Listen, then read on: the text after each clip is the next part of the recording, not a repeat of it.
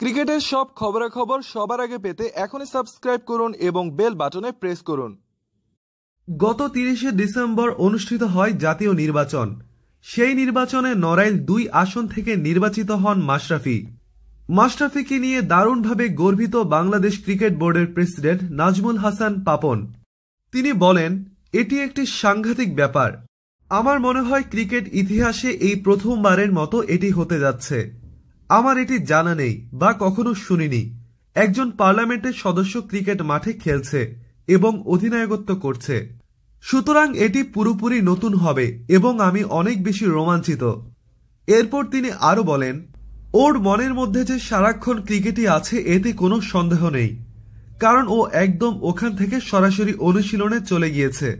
BPL শুরু হতে যাচ্ছে, সুতরাং নিজের খেলার প্রতি সম্পূর্ণ সিরিয়াস সে। এটুকু পরিবর্তন হয়নি। এর বড় প্রমাণ হচ্ছে যখন আমরা নির্বাচনের মাঠে চলে গিয়েছি এবং এলাকার কাজ করছি, তখন কিন্তু সে খেলছিল এবং খেলার মধ্যেই ছিল। ও অনেক দেরি করে গিয়েছে, এটাই প্রমাণ করে যে এখনো খেলাটি তার কাছে বেশি প্রাধান্য পায়। উল্লেখ্য, রাত পোহালেই অনুষ্ঠিত হবে নবনির্বাচিত এমপিদের শপথ গ্রহণ অনুষ্ঠান। শোনা যাচ্ছে মাশরাফি বিন মুর্তজা হতে যাচ্ছে নতুন ক্রীড়া প্রতিমন্ত্রী, যার ফলে মাঠের বাইরেও ক্রিকেটের উন্নয়নের বেশ কিছু গুরুদায়িত্ব পড়বে তার উপর।